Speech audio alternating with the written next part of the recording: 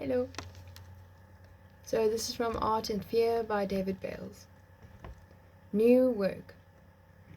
In routine artistic growth, new work doesn't make the old work false. It makes it more artificial, more an act of artifice.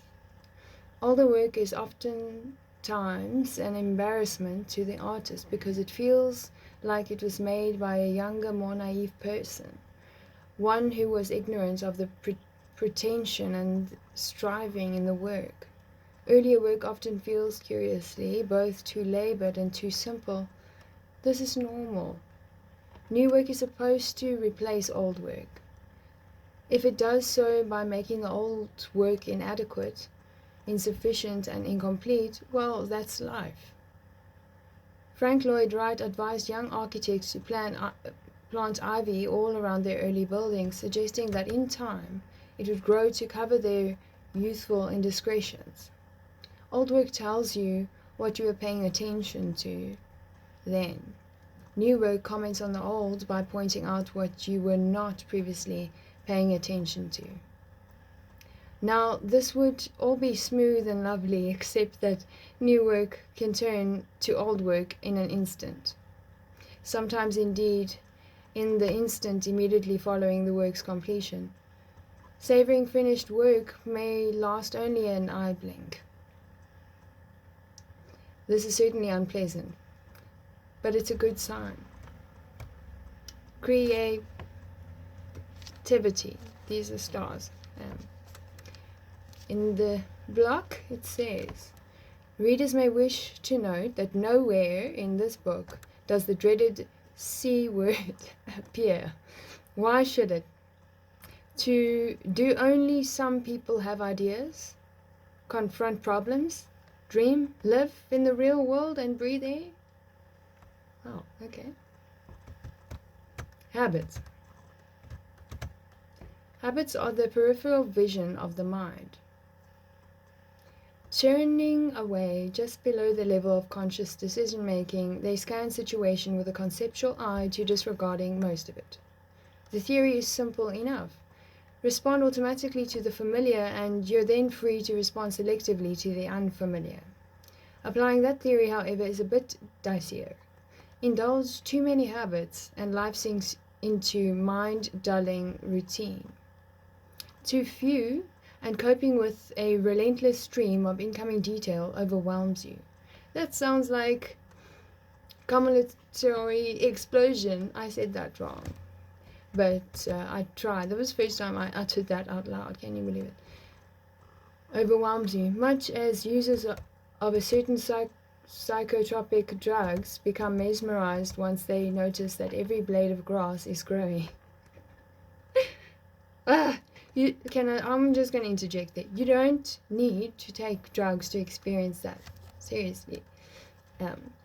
But in whatever case it is, make sure that there's someone that you can go to, maybe someone that's with you, so you don't freak out.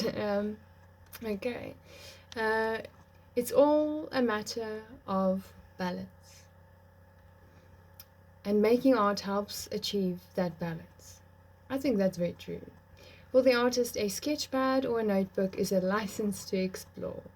It becomes entirely acceptable to stand there for minutes on end, staring at a tree stump. Sometimes you need to scan the forest, sometimes you need to touch a single tree. If you can't apprehend both, you'll never entirely comprehend either. When last have you hugged a tree and felt what it feels like to hug a tree? And I'm not saying do some hippie thing. I'm saying practically, if you go do that, note what's going on. Note what you're feeling, seeing, touching, experiencing, receiving in terms of insight. Do that.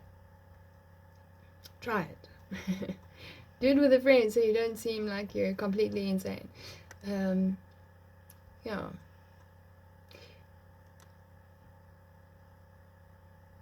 Sometimes you need to scan the forest, sometimes you need to touch a single tree or hug the tree. If you can't apprehend both, you'll never entirely comprehend either. To see things is to enhance your sense of wonder, both for the singular pattern of your own experience and for the meta patterns that shape all experience. All this suggests a useful working approach to making art. Notice the objects you notice. It sounds like relevance realization. Read that sentence again. Notice the objects you notice. Or practice relevance realization. Try to understand it. Reference to John Vervaeke's work. Watch all of his work. Engage in it, make notes, etc. Just really, you can't go wrong. Your life will improve. You will benefit from it, and so will the people that you tell about it. Amen. Okay. Or put another way, make objects that talk and then listen to them. Ooh, I like that. Habits get a lot of bad press in the art world. Well, no surprises there. In a field where iconoclasts flourish and exploring new ideas is the order of the day, who wants to stay home with the familiar? Indeed, why shouldn't you? After all, if you're comfortable with what you're doing, you've probably been there before. Yet larger questions will never get engaged unless huge amounts of detail can be trusted to habit. If art is to nourish consciousness, habitual reactions must be encouraged as well as questioned. The need is to search among your own repeated reactions to the world. Expose those that are not true or useful and change them. The remainder are yours. Cultivate them. In any case, you haven't much choice. As mathematician G.K. Chesterton rightly noted, you can free things from alien or accidental laws, but not from the laws of their own nature. Do not go about encouraging triangles to break out of the prison of their three sides. If a triangle breaks out of its three sides, its life comes to a lamentable end. Okay. The trick, of course, is cultivating habitual gestures that are yours. Unfortunately, the outside world is not overly charitable to the artist in this effort. Habits imprinted by genes, parent, church, jobs, and relationship are called character traits.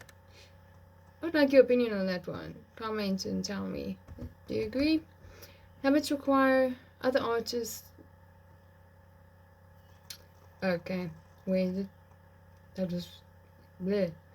Habits acquired from other artists are called, depending on the form they take, affectation, derivation, plagiarism, or forgery. That's obvious. Your authors find this judgment a trifle harsh, especially since it invalidates the very source artists most often draw from their early art making. The effect on the artist, however, isn't nearly so dire as critics would have it appear. Many people first respond deeply to art, indeed, respond deeply to the world, upon finding works of art that seem to speak directly to them. Small surprise, then, if upon setting out to make art themselves, they begin by emulating the art or artist that brought this revelation. Beethoven's early compositions, for instance, show the unmistakable influence of his teacher, Franz Joseph Haydn. Most early work, in fact, only hints at the themes and gestures that will, if the potential isn't squandered, emerge as the artist's characteristic signature in later mature work.